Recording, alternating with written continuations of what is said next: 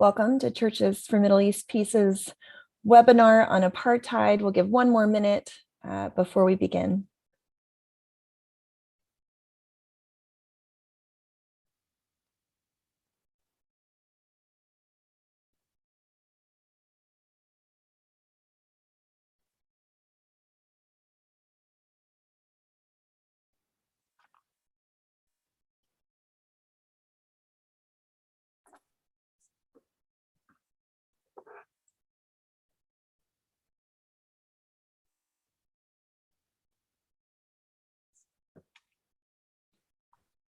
I think we should just go ahead and get started. Welcome all. My name is Reverend Dr. May Elise Cannon. I'm the Executive Director of Churches for Middle East Peace, which is hosting this webinar discussion. We have wanted to have this conversation literally for months, and we're so grateful to our guests who will be speaking. We're grateful to have this conversation. This moment of discussing specifically the American church's response to the question of whether or not what's happening in Palestine is apartheid is an absolute critical one. And so that's part of what we hope to address today. I would encourage you, if you're joining us, introduce yourself in the chat. You will have the opportunity to ask questions. I'm sure all of you are familiar with Zoom, but if you could use the question and answer function at the bottom of the page, that's the best way to be able to ask a question to make sure that it's not missed. And I just would encourage you, if you're joining us, let's be sure to be respectful to one another as we have this conversation. I know there's very strong ideas and perspectives. I think this is a critical conversation to be had, but we would ask that all be respectful in your comments as we seek to have this important discussion. As I mentioned, I'm the Executive Director of Churches for Middle East Peace, and most of you know that Churches for Middle East Peace is more than 30 member communions, Catholic, Orthodox, Protestant. I'm ordained in the Evangelical Covenant Church, so we have some evangelical denominations that are a part of our membership, and our policy positions are determined unanimously by consensus by all of our member communions. So CMEP currently does not have a policy on apartheid, in part because some of our member communions are leading the way in terms of the use of the term, and other member communions have different perspectives. And so part of our hope in this conversation today is that this will also serve our community in terms of our denominations, our membership, and our constituency.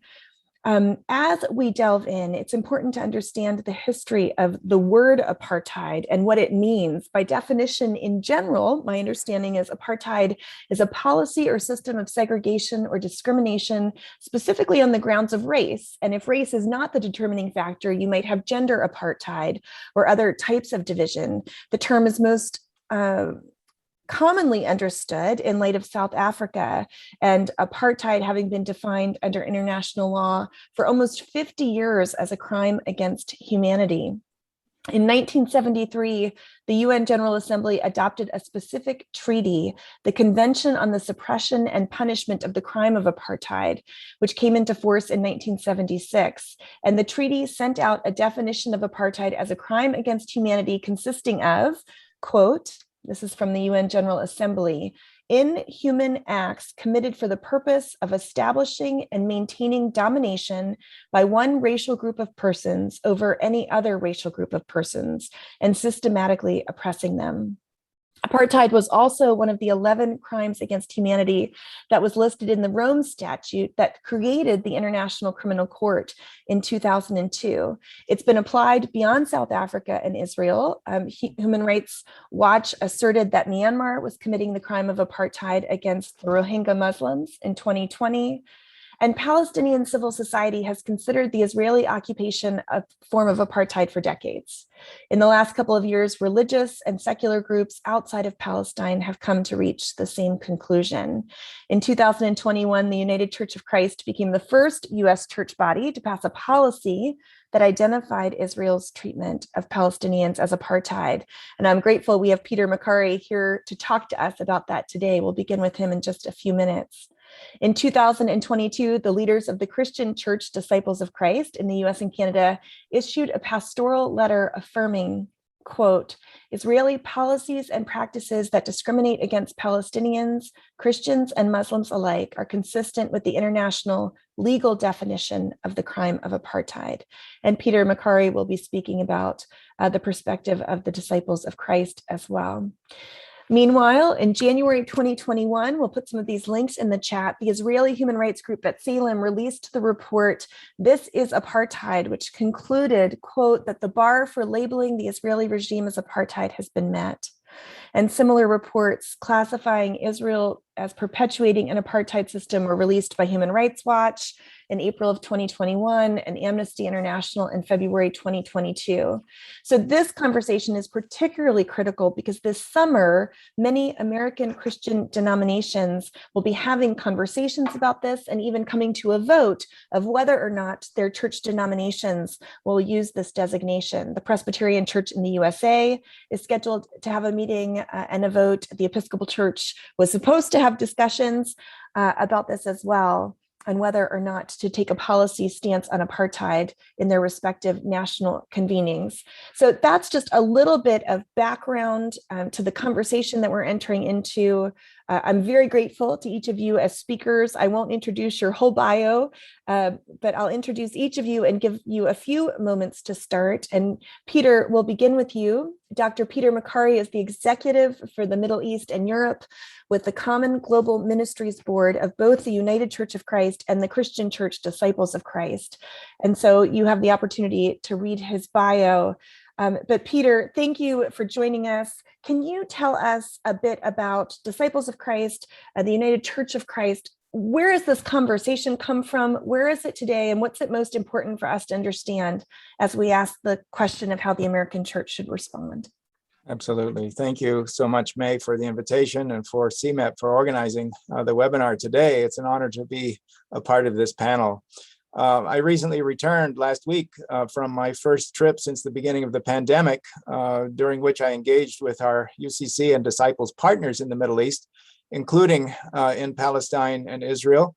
And what I heard and saw there reinforced the positions outlined in the UCC's General Synod resolution, the Declaration for a Just Peace between Palestine and Israel, which was adopted in 2021, and the Disciples' Pastoral Letter, Compelled to Witness, which was issued in 2022, which you quoted earlier.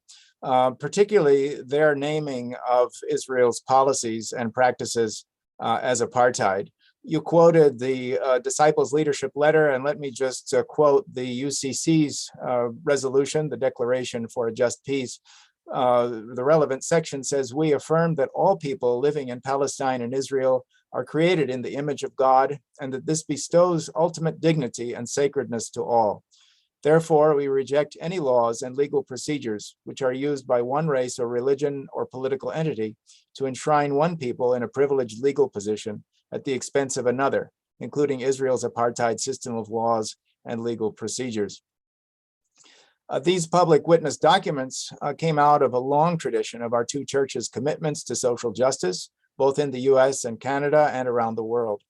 The two churches have been involved through mission in the Middle East since 1819 for the Congregational Mission Board, which is now the UCC, and 1849 for the Disciples, when our first missionaries were sent to the region.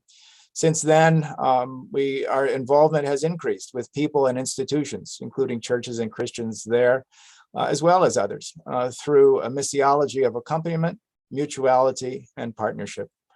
That involvement has been through our denominational mission boards, including the appointment of mission co-workers to serve with partners there, as well as by local churches and members of our local churches who have spent time in the region and have learned about the realities that our partners are living on the ground daily.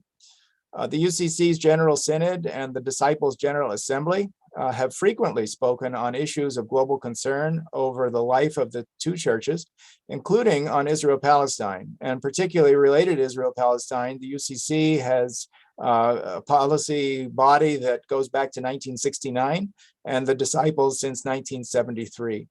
So the 2021 UCC declaration and the 2022 pastoral letter of the Disciples built on an intensive engagement with this issue. The two documents include, but are not limited to, naming the apartheid framework, Each of the documents focuses on respect for human rights and international law, the application of those consistently, and the role of the church to offer a moral and theological voice in situations of injustice and human oppression. As noted, they are part of a growing number of reports and statements identifying Israeli practices and policies as apartheid. And May, you outlined some of those, including B'Tselem and Human Rights Watch, as well as Amnesty International. And in addition to that, Yesh Din earlier in December of 2020, and more recently, the UN Special Rapporteur report that was issued earlier this year. Our Palestinian partners have been calling the reality apartheid for much longer, in fact, for at least 2 decades. And some of those include the Sabeel Ecumenical Liberation Theology Center in Jerusalem, which spoke about the comparison between South Africa's system of apartheid and Israeli systems against Palestinians. Other more recent examples include the YWCA of Palestine, the Joint Advocacy Initiative of the YW and YMCAs in Palestine, the National Coalition of Christian Organizations in Palestine, the Middle East Council of Churches, and the Department of Service for Palestinian Refugees, Kairos Palestine, including its Cry for Hope letter of July of 2020, and others. So a number of our partners have been speaking about apartheid for a long time. And those realities that they name are the separation barrier and wall, also known as the Hafradah wall in Hebrew, which is a semantic equivalent of separation, apartness, which is really what apartheid is describing semantically. These realities also include separate system of laws governing Israelis and Palestinians, especially the military law in the military occupation for Palestinians and civil law for settlers. The restriction on movement for Palestinians, even within the occupied territory, limitations and restrictions on return for Palestinian refugees, but free entry for Jews from around the world. Difference in access to resources, including water, agricultural fields, offshore fishing, public services, and others. And the physical and categorical separation of Palestinians who are citizens of Israel, residents of Jerusalem, West Bank Palestinians, Palestinians in Gaza, and refugees living in the diaspora, including in camps in Lebanon and Syria and other places in the region as a result of the 1948 Nakba and the 1967 Naksa. In addition to adopting apartheid language and the framework, our partners have called us as churches, as part of the global community, to advocate on their behalf, especially focusing attention to this oppressive system of apartheid under which they live. They've called for accountability of Israel for its violation of international law and human rights, including the crime of apartheid. And they've called for consistency in applying international law and human rights principles, especially and most recently calling out the blatant inconsistencies that we see during the Ukraine response. And they also call for the US to apply its own laws on military aid, particularly related to the $3.8 billion of military aid that the US sends annually to Israel in accordance with US law. And that refers to the Foreign Assistance Act, the Arms Export Control Act, Leahy laws, et cetera. And they've called us to be truth tellers and naming the situation on the ground for what it is. And that includes naming apartheid. Over the years, the illusion of temporariness of circumstances of discrimination, blockade, violation of rights, and occupation has vanished. Settlements continue to expand, and as I was on my recent visit, noticed the stark difference between 2.5 years ago and now, with expansion of units in the Ma'ale Adumim settlement, just driving up from Jericho to Jerusalem. The reality of homes that continue to be demolished, people who are evicted and displaced from their homes. We've seen that in Sheikh Jarrah, for example, and the displacement of people, and that is evident these days in Masafer Yatta. The military occupation continues to maintain different systems of laws, as we've talked about already, and of course the 2018 nation-state law that encodes discrimination. All of this and more reinforces the reality of an apartheid system, according to international law and the Rome Statute, which you've quoted earlier. So it is time to recognize that stated hopes for the possibility of the two-state solution have evaporated, and the reality of a sovereign state, one sovereign state controlling two peoples differently is the actual reality, and that there is no resolution in sight. All of this has led us as churches, the UCC and the disciples, to shift from a proscriptive approach, advocating for what an ideal outcome might be, to a rights-based approach, to focus on the rights of the people living without rights and under discriminatory apartheid system. So that led us as the UCC in 2015 to consider a resolution naming Israeli policies of occupation as apartheid. That specifically focused on occupation, and it was the first time that the UCC had considered such a resolution. It gained momentum and even gained a majority of votes, but didn't receive a sufficient supermajority, which was required by our bylaws, to be adopted. But momentum was clearly building.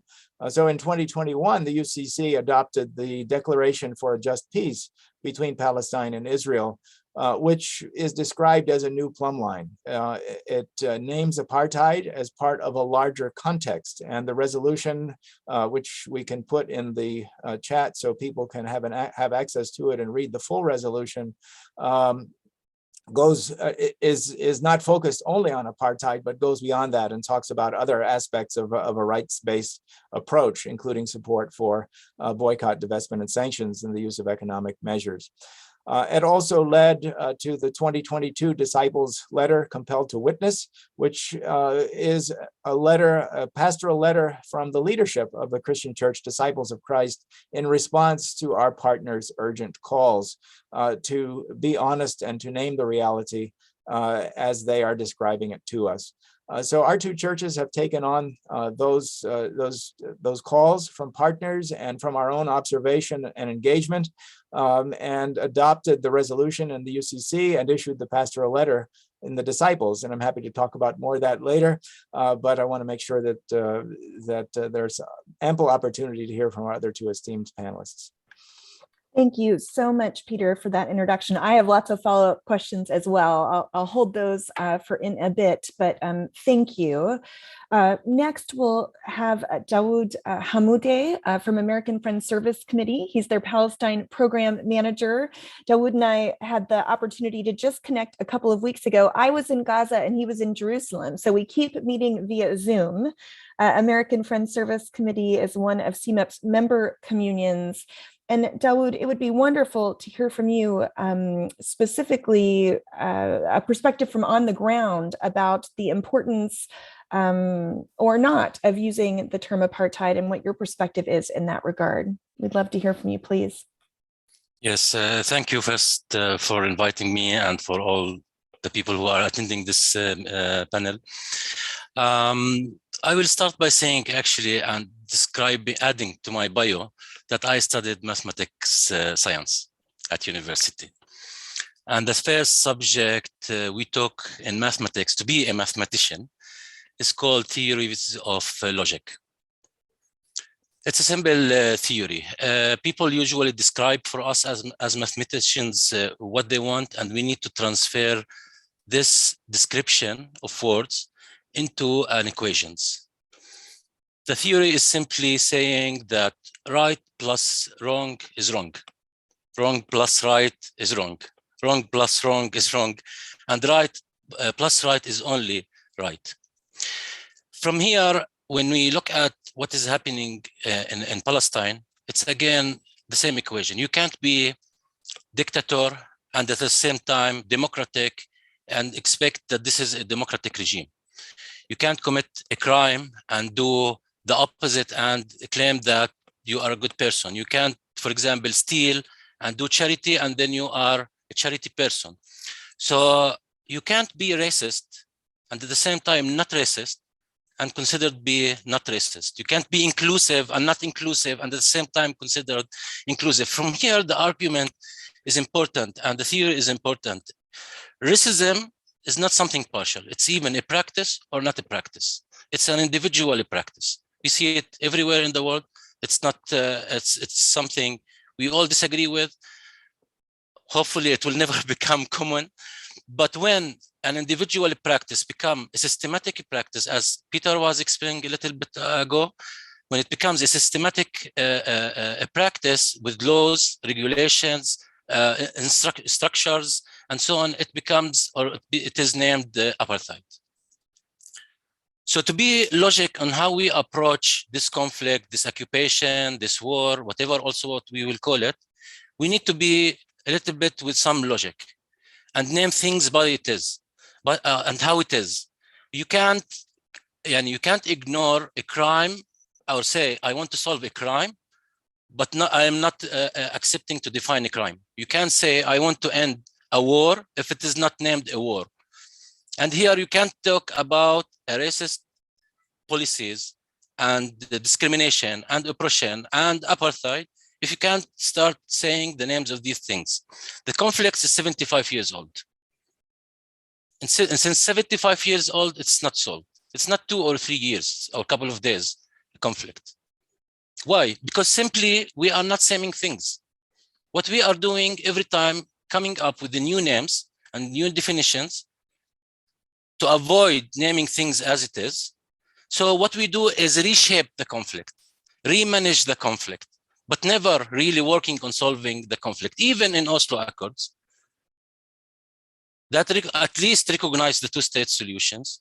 It was not so talking about the problem itself. It was not naming the problem itself. It was only trying to play by words to manage the conflict and reshape the conflict. In the Oslo Accords, they are saying a Palestinian state with contiguity, not even continuity.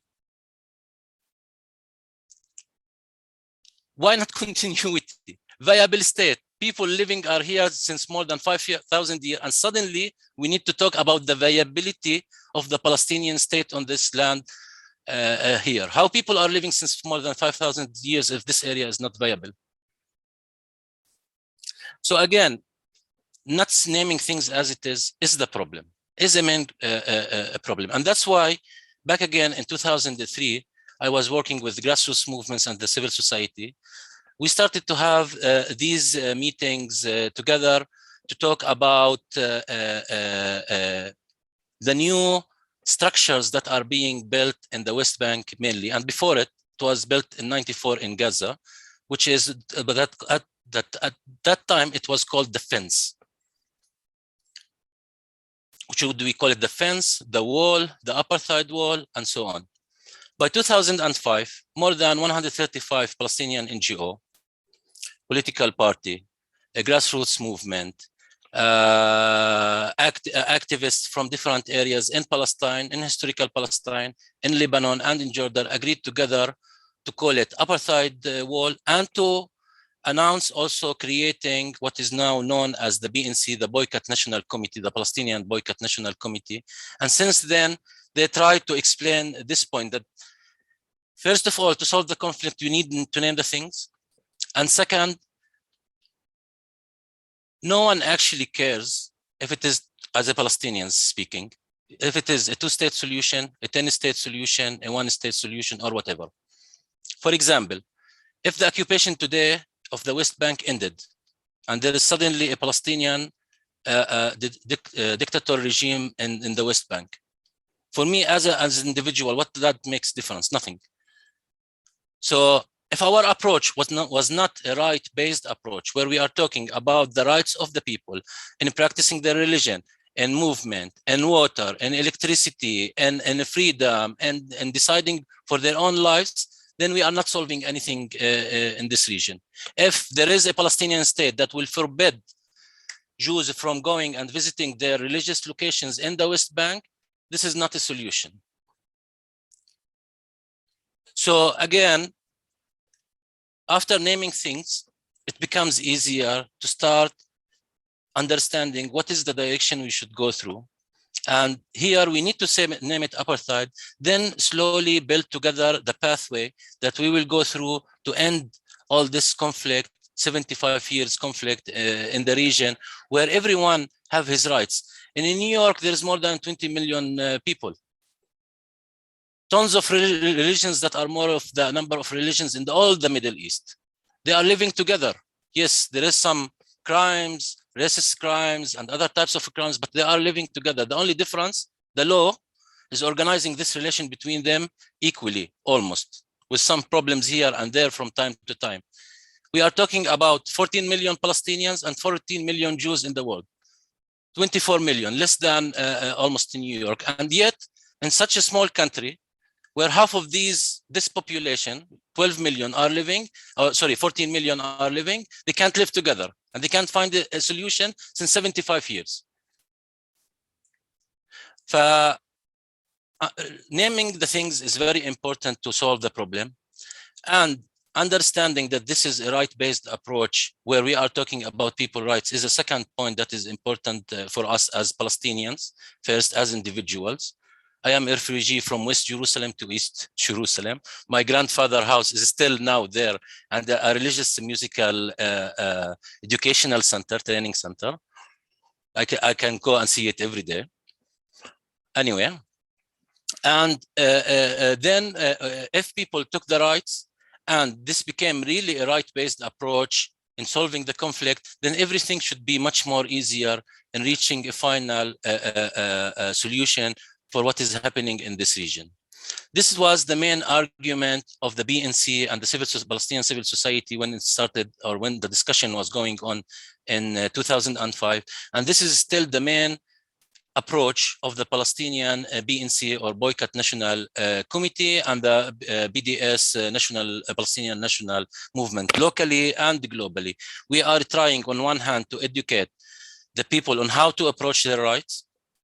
On the other hand, how to defend their rights and give them some tools, very simple tools like boycott and others. And at the same time, looking at and opening the debates on the structural levels with civil societies, politicians, globally or regionally, to really adopt this approach of rights and thinking about the Palestinian-Israeli conflict. Things could not be split to pieces and separated and then solved.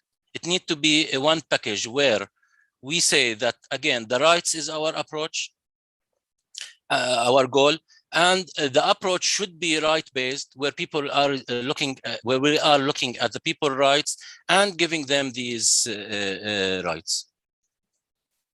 Thank you. Thank you, Dawood. Again, Dawood is the leader of American Friends Service Committee in Palestine. I had mentioned in the introduction, and I'll just say it again, that CMEP's member communions have very diverse perspectives on this issue. And one of the things that we are all in agreement about is addressing the human rights concerns and realities that exist in the occupied Palestinian territories. We did receive a question, and this is a great lead-in to Laura Friedman, who I am so grateful for. We found out maybe 2 hours ago that the speaker we'd originally had scheduled, Hadar from Americans for Peace Now, was not available because of some health concerns. Americans for Peace Now does not have a position where they're using the term apartheid, although they are asking the question of why the term is being used. And so we're sorry that they're not able to join us today, but so grateful to Laura. We've been having conversations about apartheid and the use of the term and the questions related to it for many, many months. And I feel like there's almost no one better than Laura to help us parse some of the critiques of why the term might not be helpful, but why the term might also be necessary. So Laura Friedman's the president of Foundations for Middle East Peace. And Laura, if you could, talk to us a bit, if you would be willing, about why people have concerns with using this word. But then also we would love to hear, I know Foundations for Middle East Peace over the last several months has hosted many great conversations that we can link to in the chat. And so what's this conversation been like within your organization? I think that's helpful context for us as well.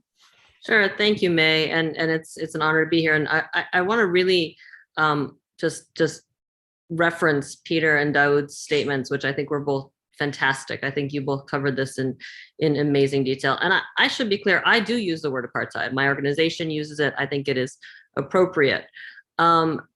I think that, I think Daoud said a lot of this better than I could.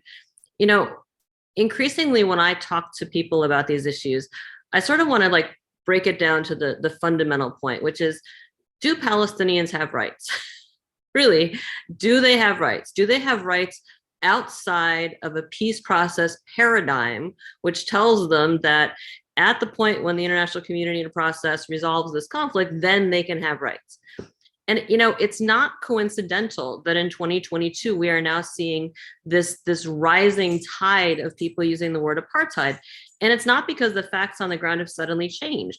The reality on the ground has met the international legal definition of apartheid for a very long time.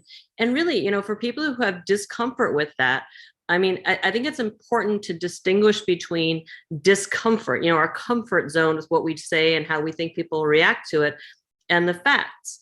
And I would encourage people really to read the various reports which have been referenced. I'd say particularly read the Amnesty International report, which is very long and heavily researched. But really just as a baseline, if your comfort level is challenged by using the word apartheid, I would encourage you to look at the reason the current Israeli government is falling, right? And it's essentially breaking down over whether or not they will renew a set of legal regulations that impose separate legal systems for Jews, for Israeli Jews, and for Palestinians living side by side in the West Bank, which is literally apartheid.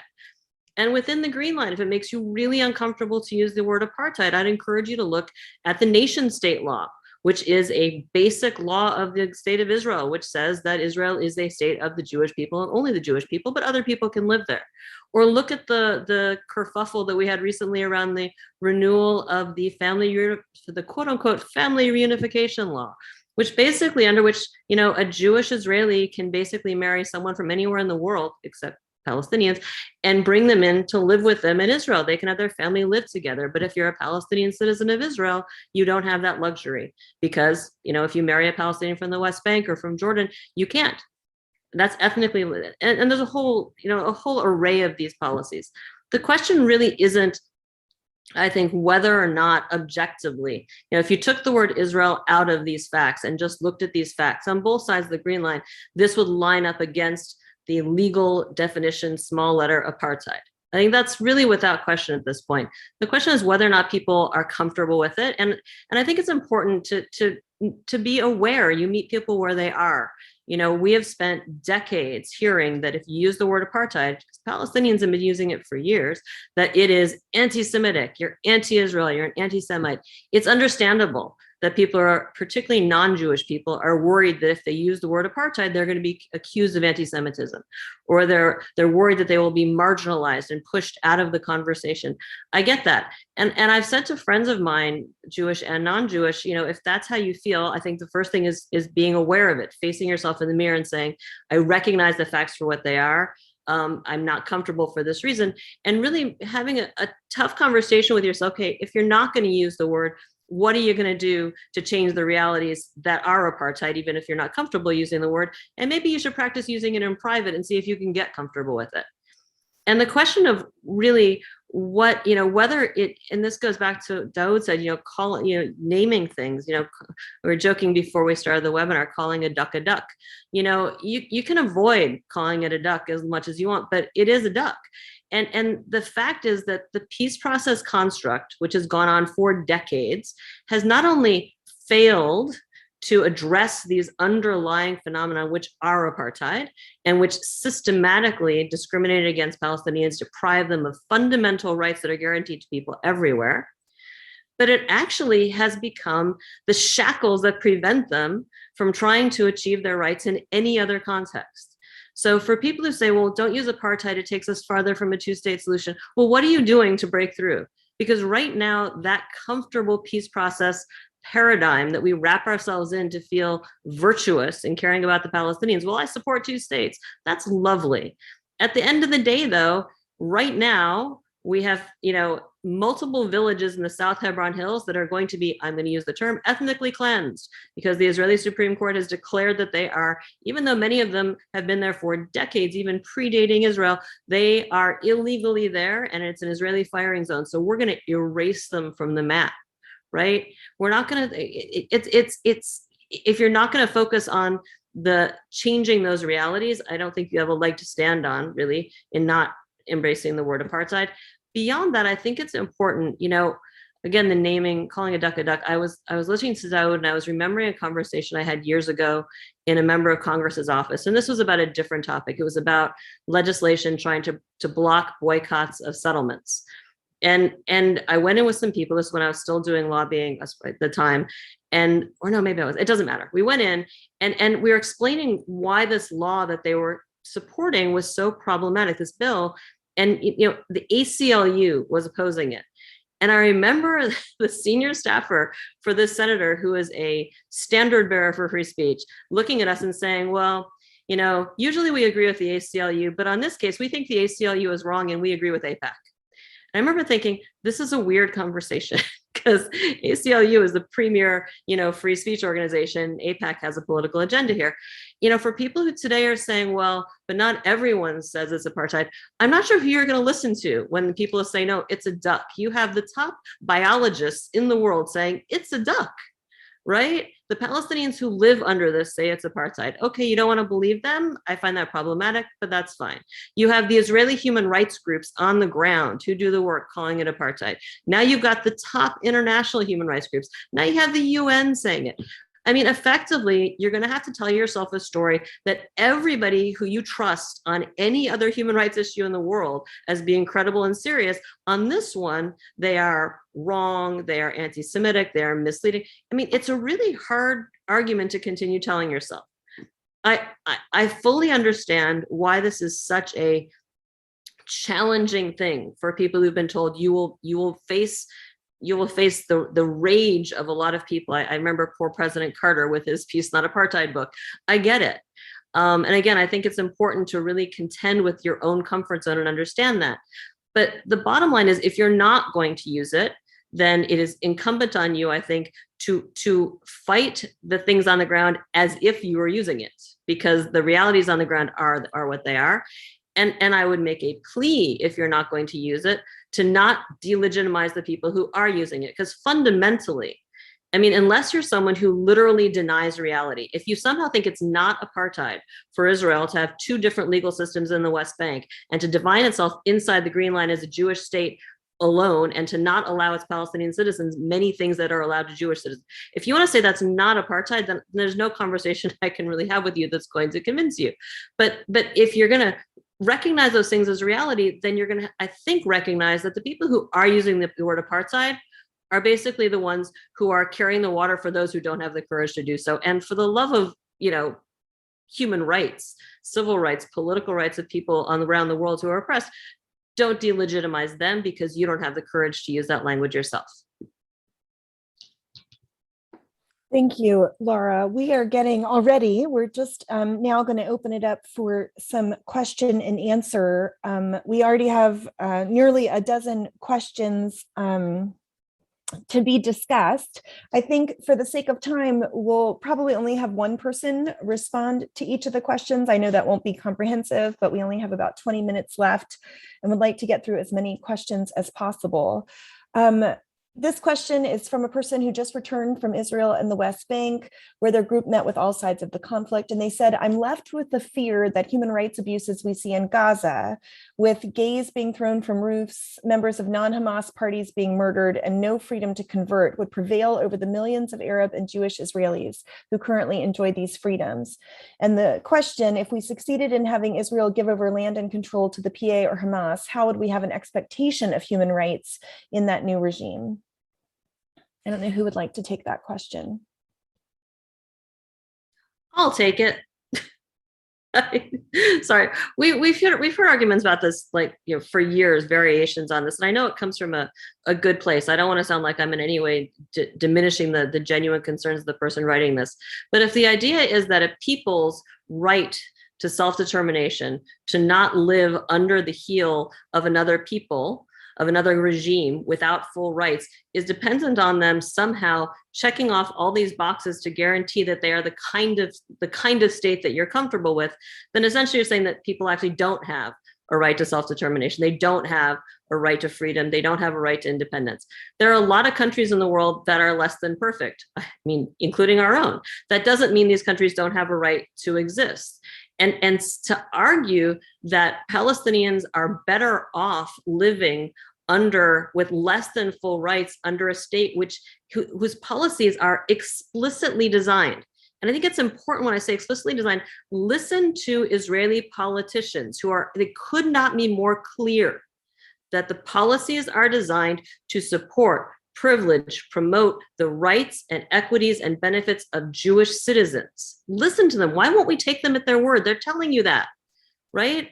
I mean, they're laughing at you when you don't believe them because they're telling you that. And to say, despite all of that, Palestinians are better off, pat them on the head, because they're safer living under the leadership of these, I don't know.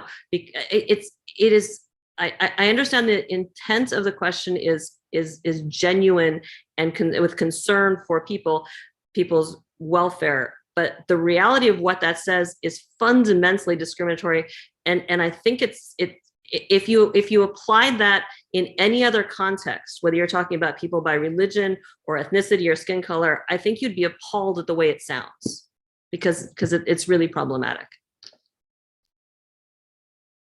And if I could just add to that, the advocacy of churches to end the apartheid regime does not, I mean, it's a shift. It represents a shift from a proscriptive approach, as I described earlier, to a rights-based approach. So it doesn't mean necessarily advocating for a two-state or one state or whatever kind of solution you have, but it focuses on the rights of the people now.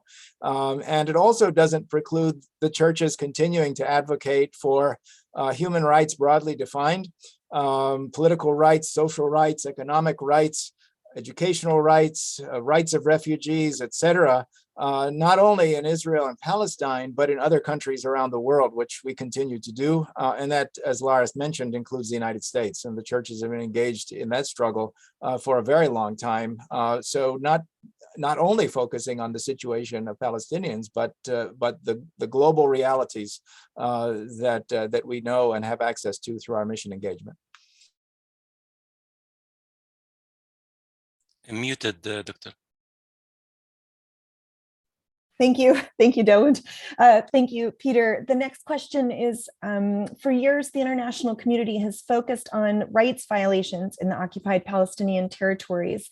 By naming the crime of apartheid, it also examines the systematic discrimination against Palestinians inside the Green Line and Palestinian refugees and diaspora. The question is, how does this examination of apartheid help churches address the full range of Israeli crimes against Palestinians wherever they might live? Yeah, Dawood, please. Yeah, I think some questions overlaps. I was reading the questions, and I can start by saying that the most important part in naming it as apartheid and naming the different crimes and approaching them as crimes is the people in themselves. If people lost hope, it's a big problem. Yes, we will look at violence, we will look at crimes, and many things. So if we are looking at keeping the hope of the people under occupation or under oppression, regardless, we are talking about Palestine and Israel, or we are talking about Ukraine or any other location in the world, we still need to give the people the hope and equip them with some non-violent, reasonable tools, acceptable tools to defend these rights. So the first part, naming it apartheid, is in itself is a big step for the people here. Feeling that there are someone who is understanding the problems they are facing, the crimes they are facing. And that's in enough is a huge. When we talk about Gaza, someone who was born in 2007 under the after the beginning of the blockade, he's now 14 years old, 15 years old. He lived 4 or 5 years, 4 wars, sorry. Every 2 or 3 years a war. What do you imagine from this person? And then after that, if he lost hope in the international community, in the religious bodies, in the INGOs, in the local civil society, where were you taking, what space we are giving this person, this child? Then we blame him if he did a crime?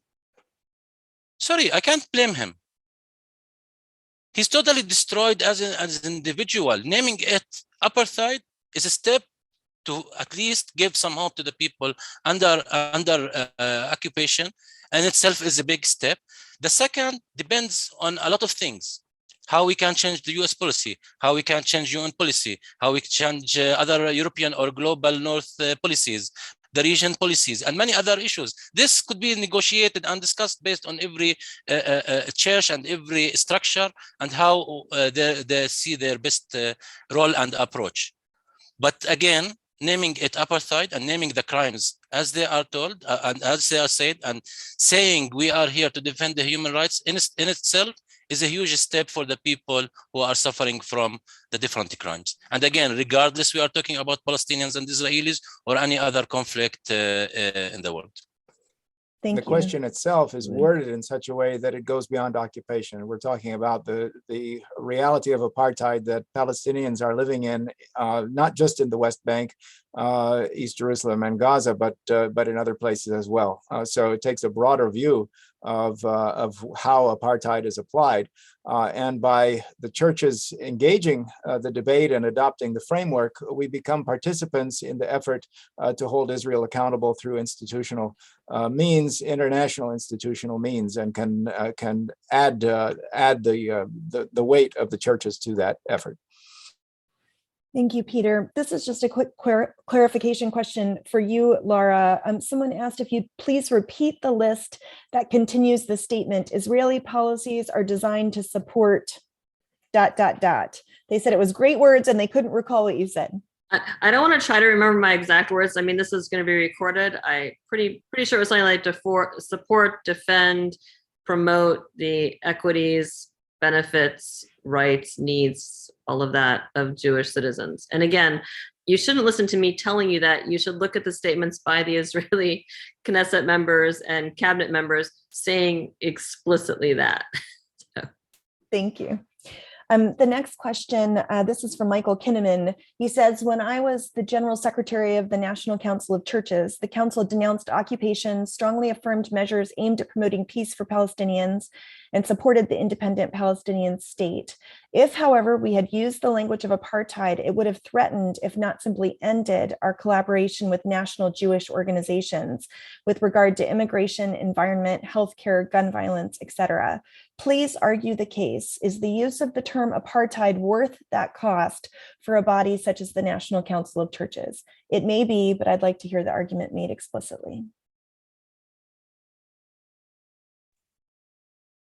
Go ahead, Peter. Sure, that's a very good question, and it gets to the debates that are happening within churches around public witness and engagement around justice for Palestinians and the impact that it might have on interreligious relations that are deep and are decades long in the U.S., particularly between the Christian churches and the Jewish community in the U.S., where we align nicely on a whole range of issues and have engaged together for decades. I think it's important that these conversations happen and that we can engage with Jewish colleagues around the merits of the arguments and to discuss what we mean when we're talking about apartheid, so that we have common understandings. These kinds of conversations are necessary. We know that the range of Jewish opinion in the U.S. is varied, and the institutional relationships that we have are places where we can engage and should be able to engage the discussion around the Middle East, around Israel, Palestine together. So I would hope that this is not a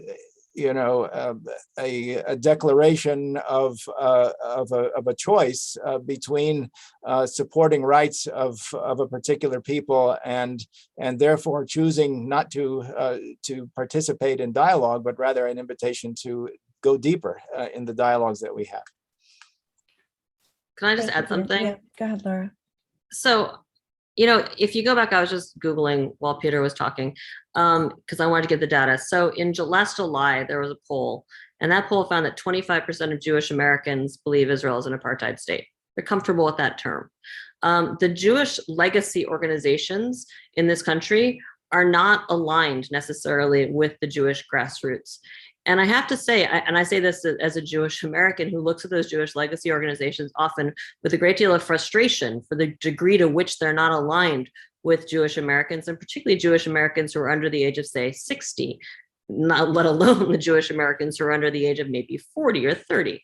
But, you know, the extent to which these organizations are pushed to not be progressive except on Palestine, or the extent to which they're not pushed to be to move, is directly related to your question. And I get it. And I'm not trying to tell the churches what they should or shouldn't do. We've seen previously with things like settlement boycott, you know, the anguish that is caused to churches that want to take a position on divesting from settlement products or boycotting settlement products, the misery that is imposed upon them. I'm not saying it's easy, but not doing it actually just makes the problem continue. The fact that these Jewish legacy organizations insist that they are out there upfront for human rights and civil rights and right to boycott and everywhere in the world, except somehow everything that relates to Israel is sui generis, and they will define for the world what is and isn't permissible. They will define for their Christian partners what is and isn't permissible, is problematic. And it in effect is sort of, I mean, they are hypocritical on this. That doesn't mean that their partners have to be hypocritical, and their partners have some power in terms of taking a conscious and a position of integrity, that they understand well what they're doing and why they're doing it and can defend it. And yes, understanding that may cause some pain, but that it's the right place to be. Again, I'm not saying what the churches should or shouldn't do, but keep in mind, again, 25%, and I think that's a low number of Jewish Americans are comfortable with the word apartheid, and that was a year ago. Thank you. I'm sensitive to the fact that our time is quickly coming to an end. We will not be able to get to all of the questions. I'll ask one more, and then I'd like to close with, you know, where can we go from here? And I'll share a little bit about some of the things that Churches for Middle East Peace is doing as well. This question says, I don't think it's fair to label Israel as an apartheid state. Time and time again, Israel's come to the table offering peace, and each time the offer was rejected by the Palestinian Authority. It then lists some of the specific examples in exchange for violence. Israel even unilaterally withdrew from 2005 so Palestinians could exercise self-governance. In exchange, the land turned into a hotbed of extremism. Are you going to speak to how the PA and Hamas treat Palestinian Christians? Why do you think the Palestinian Christian presence has drastically decreased in the past decade? Please be honest in how you cover this very complex and tragic issue. So I think this is for me. Look, we can go on everyone details and talk about the realities on the ground and what are these offers, and I can give you the whole offers from pre-creating Israel until today. There is a whole history about it. Rights are not for negotiations. It is as simple as this. So if any offer came negotiating rights, it will be refused. Even if for a temporary period it was accepted under pressure, people will at some point refuse it and go against it. When Oslo Agreement was signed, and it was simply talking about specific limited rights, such as right of movement, right to water, right to enter Jerusalem and to reach religious sites, right to, I don't know what, political decision. Okay, then, yeah, it went for a couple of years fine, then things collapsed in less than 10 years. So if the basis of any offer, regardless who is offering it, Israelis, Palestinians, Americans, Europeans, it doesn't matter. If these proposals were not based on full rights and recognizing people's rights, then this proposal will collapse, even if it was accepted for a period of time. And here I am blaming everyone.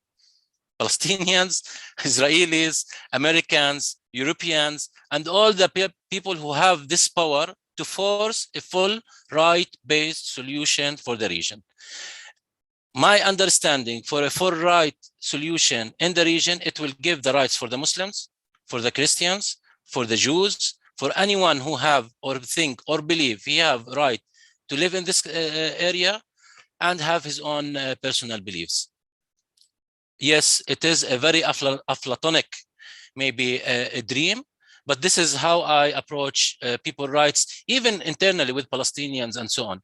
But another, sorry, Doctor, but another point that I need to say also, that this is the practicing rights and understanding rights is a process. You can't suddenly shift people from a culture to another culture and expect also it will work. When the Egyptian revolution happened, there was an interview in 2011. There was an interview with the politician and told him, the journalist asked him, now you have democracy in Egypt. He said, if the prime minister is beating the employee goes back home to beat his wife. The wife goes and beat the big child. The child beats the smaller child, and the smaller child go and beat the cat in the street. Where democracy will come from? And here rights, it need to be taught. Unfortunately, things will take its time. I do understand this. I do recognize this.